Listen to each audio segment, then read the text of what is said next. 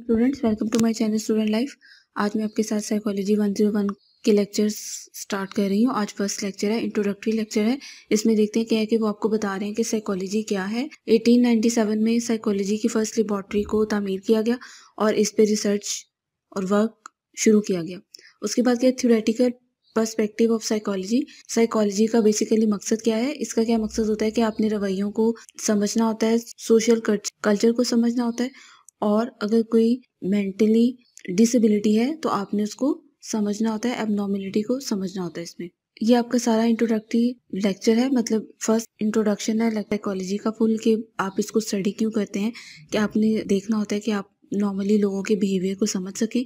अगर कोई इंसान एबनॉर्मली बिहेव कर रहा है तो उसकी वजह क्या है, वो क्यों ऐसे बिहेव कर रहा है, आपको उसको समझना होता है, उसकी काउंसलिंग करनी होती है। उसके बाद क्या है कि वो आपको बता रहे हैं कि इस कोर्स में आप क्या कवर करेंगे। आप एबनॉर्मल और नॉर्मल इश्यूज को पढ़ेंगे, उनको सॉल्व करेंगे और देखेंगे कि पॉपुलर एरियाज क्या क्या साइकोलॉजी में वेरी करते हैं, यानी साइकोलॉजी किन एस्पेक्ट्स को, किन पहलुओं को कवर करती है। उसके बाद प्रैक्टिकली आपको नॉलेज दिया जाएगा कि आप कैसे इन प्रॉब्लम्स को हैंडल कर सकते हैं, आप एबनॉर्मलिटी को कैसे फेस कर सकते हैं, आपको जो प्रॉब्लम्स कोई भी किसी के बिहेवियर में देखने में आ रही है तो आप उसको कैसे कवर कर सकते हैं। उसके बाद क्या है, कोर्स ऑब्जेक्टिव्स है। इसमें क्या है कि आप अंडरस्टैंड करेंगे, यानी आप समझेंगे बेसिक टर्मिनोलॉजी को साइकोलॉजी की और उसके यूज को, कि आप कैसे यूज कर सकते हैं उसका। और उसके बाद आपको इसमें डिसिप्लिन यानी नज़्म ज़ब्त और नेचर को समझना होगा कि आप कैसे इन सब चीज़ों को आइडेंटिफाई कर सकते हैं और इन पे काम कर सकते हैं। सिचुएशन को कैसे आइडेंटिफाई कर सकते हैं, उसको आप साइकोलॉजिकली कैसे अप्लाई कर सकते हैं, कैसे हैंडल कर सकते हैं उसको आप। उसके बाद क्या, सम एडिशनल एडवांटेजेस। इसमें क्या होगा कि आपको समझना होगा साइकोलॉजी बेसिकली है क्या, इसको आप कैसे अपनी सब लाइफ के एस्पेक्ट्स में, यानी अपनी फुल लाइफ में आप कैसे इसको इम्प्लीमेंट कर सकते हैं। इसमें आप क्या क्या स्किल्स आपके पास आएंगी कि आप कैसे नेचर को समझ सकते हैं, आप कैसे लोगों के बिहेवियर को समझ सकते हैं, अगर उनमें कोई एबनॉर्मलिटी है आप उसको कैसे कवर अप कर सकते हैं, लाइफ के हर पहलू में हमारे लिए कैसे ज़रूरी है। उसके बाद क्या, आपको लिसन टू थिंक क्रिटिकली, कि आपको अगर कोई क्रिटिकल सिचुएशन है आप उसको कैसे सुन सकते हैं और हैंडल कर सकते हैं। आप एक्टिवली कैसे लेक्चर को, आपको सुनना, लेक्चर को एक्टिवली कैसे सुन सकते हैं। और उसके बाद ओवरलर्न क्या है, ओवरलर्निंग में क्या आता है कि आप ज़्यादा से ज़्यादा रिसर्च करें, आप कैसे अपने इंटेंशंस को, अपनी साइकोलॉजी नॉलेज को इम्प्रूव कर सकते हैं। उसके बाद क्या है कि आप केयरफुली अपने क्वेश्चंस को कैसे हैंडल कर सकते हैं एग्जाम्स में। आप एक्सप्लोर कर सकते हैं कि साइकोलॉजी क्या है, इसका हमें क्या फ़ायदा हो सकता है, ज़्यादा से ज़्यादा ये कैसे इफेक्टिव कर सकती है, हम कैसे इसको रिसर्च और स्टडीज़ के थ्रू इफेक्टिवली अपनी लाइफ में एप्लीकेबल कर सकते हैं। उसके बाद ये हमारी पर्सनैलिटी को कैसे इम्प्रूव करती है, या आप लोगों की पर्सनैलिटी को कैसे समझ सकते हैं साइकोलॉजी की। उसके बाद आपका नेक्स्ट पॉइंट क्या है, साइकोलॉजी कैन प्रेडिक्ट फेट और डेस्टिनी। के साइकोलॉजी जो है वो फ्यूचर को या आपकी किस्मत को जो है प्रिडिक्ट कर सकती है, यानी उसकी पेशीनगोई कर सकती है, प्रिडिक्शन कर सकती है। तो ऐसा कुछ भी नहीं है। साइकोलॉजी आपकी मेंटालिटी को समझती है। अगर आपको कोई डिप्रेशन है, टेंशन है, तो वो आपको उससे निकालती है, आपके रवैये को समझती है और आपको इस काबिल बनाती है कि आप आहिस्ता आहिस्ता अपने फ्यूचर पे कोई डिसीजन ले सकें, आप उसके बारे में कोई अच्छा फैसला कर सकें और अपने फ्यूचर को समझ सकें। उसके बाद नेक्स्ट पॉइंट क्या है, साइकोलॉजिस्ट आर डॉक्टर्स। इसके बारे में वो क्या कह रहे हैं कि ये बहुत ज़्यादा एक बहुत बड़ी मिसकॉन्सेप्शन है, यानी कि एक गलत ख्याल है इसके बारे में कि साइकोलॉजिस्ट डॉक्टर होते हैं। वो डॉक्टर नहीं होते, वो लोगों को ट्रीट करते हैं, उनके रवैयों के साथ उनकी प्रॉब्लम्स को समझते हैं। हाँ, अगर उनको कोई मसला हो, कोई इस तरह की मेडिसिन, बिहेवियर और नेचर को समझने के बाद उस साथ अगर उनको कोई मेडिसिन उनको देनी पड़ जाए तो वो स्पेशलिस्ट में डिग्री लेते हैं। ठीक है, उनको प्रॉपर इसमें रिसर्च करना पड़ता है, प्रॉपर डिग्री लेनी पड़ती है, उसके बाद ही वो मेडिसिन सजेस्ट कर सकते हैं।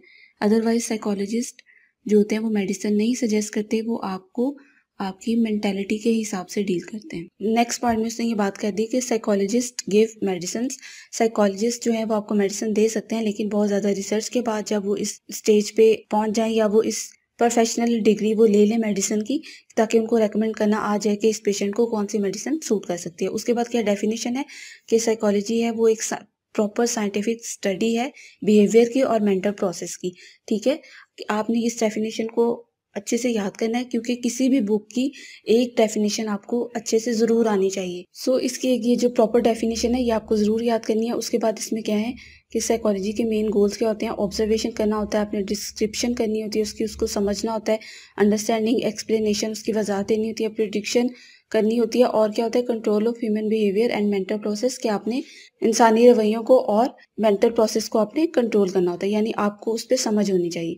उसके बाद क्या है, साइकोलॉजी इज अ साइंस। हाँ, साइकोलॉजी एक प्रॉपर साइंटिफिक मेथड है, एक साइंस है, क्योंकि अगर ये साइंस ना होती तो इसमें इतनी ज़्यादा वेरिएशन और तब्दीलियाँ ना होती, रिसर्च ना होती। ये प्रॉपर एक साइंस है जो सब ज़िंदगी के हर पहलू को कवर करती है, उस पर रिसर्च करती है, फिर उसके बाद ये डिसीजन लेती है कि इसमें क्या सिचुएशन और क्या चीज़ आपको कवर करनी है और कैसे इस चीज़ को हैंडल करना है। उसके बाद आपका नेक्स्ट पॉइंट क्या है, remember science does not deal with super natural. Science जो है वो गैर हकीकी चीज़ों के साथ जो है वो डील नहीं करती। अब सुपर नेचुरल का क्या मतलब है, जो कि माफूकुल फितरत चीज़ें होती हैं, जैसे हवाई चीज़ें हो गई या जो मतलब इस तरह की चीज़ें होती हैं, जिन भूत वगैरह, उनका कॉन्सेप्ट साइंस में नहीं है। साइकोलॉजी भी एक साइंस है, वो इन चीज़ों पे, लेकिन वो क्या करती है, वो इन रवैयों को समझती है, इन चीज़ों को समझती है और देखती है कि एक पेशेंट को किस चीज़ की ज़रूरत है, उसके साथ कोई स्पिरिचुअल मसला है, कोई मेंटल उसके साथ कोई मसला है, ठीक है, कि उसके साथ कोई रूहानी मसला है या जिस्मानी मसला है या उसकी कोई बिहेवियर में चेंजिंग आ रही है, तो वो इन सब बातों को समझकर साइंटिफिक टर्म के मुताबिक इस चीज़ को हैंडल करती है। जब भी आप कोई साइकोलॉजी में कोई डिग्री प्रोग्राम करेंगे या आप इसमें रिसर्च करेंगे या इसको पढ़ेंगे, तो आप क्या, आपके पास एजुकेशन आएगी, टेक्निक एजुकेशन आएगी, टीचिंग आएगी, रिसर्च आप कर सकते हैं, हॉस्पिटल्स या क्लिनिक्स में आप इसको कर सकते हैं अप्लाई, एजेंसीज के साथ आप कोई आपका लिंक हो सकता है और आप एक स्पेशलाइज्ड पर्सन बन सकते हैं। जैसे आप जब भी किसी हॉस्पिटल या किसी भी क्लिनिक को विजिट करेंगे तो आपको पता चलेगा एक साइकोलॉजी का एक अलग से आप प्रोफेशनली एक शोबा बन चुका है। जैसे साइकोलॉजिस्ट यानी माहिर नफ्सियात के नाम से आपने लोगों के बोर्ड बहुत सारे पढ़े होंगे। प्रोफेशनल साइकोलॉजिस्ट हैं जिसमें जो लोगों के रवैयों को समझते हैं, जैसे लोगों को एबनॉर्मलिटी होती है, समटाइम कोई डिप्रेशन में चला जाता है, तो किसी को कोई वाकया इस तरह का असर कर जाता है कि वो एबनॉर्मलिटी की तरफ चल जाता है, तो साइकोलॉजिस्ट जो होते हैं वो उनकी नेचर को अंडरस्टैंड करते हैं, उनके बिहेवियर को समझते हैं, उनके साथ अगर इस तरह का कोई वाकया हुआ है तो उनके जो फैमिली है उसको अप्रोच करते हैं, उनके साथ उनकी सारी हिस्ट्री को कंसल्ट करते हैं, उसके बाद उसका इलाज जो है, ट्रीटमेंट उसका रेकमेंड करते हैं और उसको एक एबनॉर्मल से नॉर्मल पर्सन की तरफ लाने की अपनी कोशिशें करते हैं। उसके बाद के साइकोलॉजी के बहुत से फैक्टर हैं, जैसे क्लिनिकल साइकोलॉजी है, ये साइकोलॉजी की एक ब्रांच है जिसको आप स्टडी करते हैं, तो आप जिसमें आप लोगों के रवैयों को समझते हैं, एबनॉर्मलिटी को समझते हैं और उनका इलाज करते हैं। बहुत ज़्यादा वाइड रेंज है क्लिनिकल साइकोलॉजी की। फैमिलीज के रिलेशन को समझते हैं, उनके साथ आप कंसल्ट करते हैं अगर उनको कोई प्रॉब्लम आ रहा है, डिसऑर्डर रिलेशंस में आ रहे हैं, यानी अगर रिलेशन सक्सेसफुली नहीं चल रहे या कुछ भी इस तरह की प्रॉब्लम है तो आप उनको सॉल्व करने की कोशिश करते हैं। उसके बाद इंडस्ट्रियल यानी सनती शोबे में भी साइकोलॉजी एक अच्छा काम कर रही है, इसका एक एक्शन है। साइकोलॉजिकली इंडस्ट्रियल शोबे में भी वो इस लोगों को समझ रही है और उनको डिसीजन मेकिंग में हेल्प कर रही है। उसके बाद हेल्थ साइकोलॉजी यानी सेहत के शोबे से इसकी एक ब्रांच है जो लोगों की नफ्सियात को समझती है, उनको बताती है कि उनकी हेल्थ के लिए क्या चीज़ें अच्छी हैं या क्या चीज़ें वो अवॉइड कर सकते हैं। उस पर भी पूरा एक साइकोलॉजी की रिसर्च है। उसके बाद कंज्यूमर साइकोलॉजी होती है। कंज्यूमर साइकोलॉजी में क्या होती है, जो सारिफ की यानी कस्टमर की नेचर को समझती है, ठीक है, वहाँ पे भी साइकोलॉजी काम करती है। अगर यहाँ पे आपका अच्छा एक रिलेशन होगा, आपके पास एक अच्छा कंटेंट होगा, तो ही आप लोगों को अपने प्रोडक्ट के बारे में, अपनी चीज़ों के बारे में कन्विंस कर सकते हैं। उसके बाद इन्वायरमेंटल साइकोलॉजी क्या होती है, जो ये भी साइकोलॉजी की एक ब्रांच है जो कि लोगों के रिलेशनशिप को समझती है, ठीक है, उनके रिलेशनशिप पे काम करती है उनको। और ये साइकोलॉजी सक्सेसफुली इस चीज़ पे काम कर रही है कि समझती है कि इन्वायरमेंटल बिहेवियर कैसे लोगों को इफेक्ट करता है, उनके मूड पे कैसे इफेक्ट करता है, उनके बिहेवियर पे कैसे इफेक्ट करता है और उनके इमोशंस को कैसे कवर करता है, ठीक है। उसके बाद नेक्स्ट पॉइंट क्या है, स्पोर्ट साइकोलॉजी। ये भी साइकोलॉजी की एक ब्रांच है जो कि स्पोर्ट के शोबे में लोगों को हेल्प आउट कर रही है, यानी अगर किसी को कोई प्रॉब्लम है या कोई एबनॉर्मलिटी किसी प्लेयर के साथ हो गई है या कोई और मसला हो गया, कोई भी जो उनके बिहेवियर में कोई चेंजिंग आ रही है, क्राउड बिहेवियर कैसा है लोगों का, जब कोई लोग खेलते हैं तो सामने जो क्राउड बिहेवियर होता है वो कैसा है, साइकोलॉजी इस शोबे में भी काम कर रही है। खेल से पता चलता है कि लोग उसको कैसा रिस्पॉन्स कर रहे हैं, उसको कैसे समझ रहे हैं, लोगों को इस खेल से कितनी समझ आ रही है, वो उसको कितनी तवज्जो दे रहे हैं, तो उसमें भी ये भी साइकोलॉजी की एक ब्रांच है। उसके बाद क्या है, उसके बाद आपका नेक्स्ट पॉइंट क्या है, फॉरेंसिक साइकोलॉजी। ये भी साइकोलॉजी की एक ब्रांच है जो कि इन्वेस्टिगेट करती है लीगल इश्यूज को। अगर कोई क्रिमिनल बिहेवियर है लोगों का, जैसे छोटे बच्चे हैं वो क्राइम में अगर इन्वॉल्व हो जाते हैं तो उनका साइकोलॉजिकल ट्रीटमेंट होता है। उनको समझा जाता है कि वो इस चीज़ की तरफ कैसे आए। उन्होंने अगर कोई नशे की तरफ आ गया है या कोई भी इस तरह की चीज़ों की तरफ आ गया है तो इसमें लोगों को उनकी नेचर को समझा जाता है। उनको पावर दी जाती है कि वो ये डिसीजन ले सके कि ये चीज़ उनके लिए गलत है। उनको इस चीज़ से कैसे रोका जा सकता है। उनकी नेचर को समझा जाता है कि वो इस क्राइम की तरफ कैसे आए और कैसे इस चीज़ को अवॉइड कर सकते हैं। उसके बाद उन्होंने यहाँ पे आपको एक लिंक शेयर किया हुआ है कि आप इस लिंक से इन इश्यूज़ को समझ सकते हैं और साइकोलॉजी पे आपको और भी ज़्यादा नॉलेज यहाँ पे मिल सकता है। तो ये था आज का लेक्चर। ये सिर्फ इंट्रोडक्टरी लेक्चर था जिसमें आपको बताया गया था कि साइकोलॉजी की कितनी ब्रांचेज़ हैं, आपको इस कोर्स में क्या-क्या पढ़ने को मिलेगा, क्या-क्या समझने को मिलेगा। तो मैं साथ-साथ इसके इम्पोर्टेंट फैक्टर्स भी कवर करूँगी।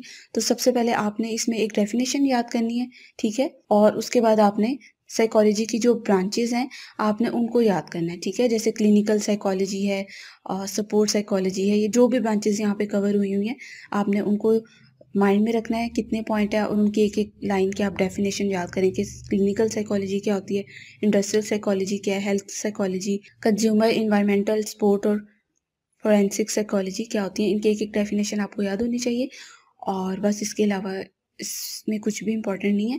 तो आप साथ-साथ प्लीज़ इम्पोर्टेंट फैक्टर्स को कवर करते जाएँ ताकि आपको बाद में प्रॉब्लम ना हो कि इस लेक्चर में से मेरे लिए इम्पोर्टेंट क्या है और मैंने इसमें से क्या कवर करना है। तो उम्मीद है आपको समझ आ गया होगा। फिर भी कोई कन्फ्यूजन हो तो आप कमेंट बॉक्स में मुझसे पूछ सकते हैं। उसके अलावा चैनल को सब्सक्राइब करें, वीडियो को लाइक करें और शेयर करें ताकि ज़्यादा से ज़्यादा स्टूडेंट को फ़ायदा हो सके। मुझे दीजिए इजाज़त। अल्लाह हाफ़िज़।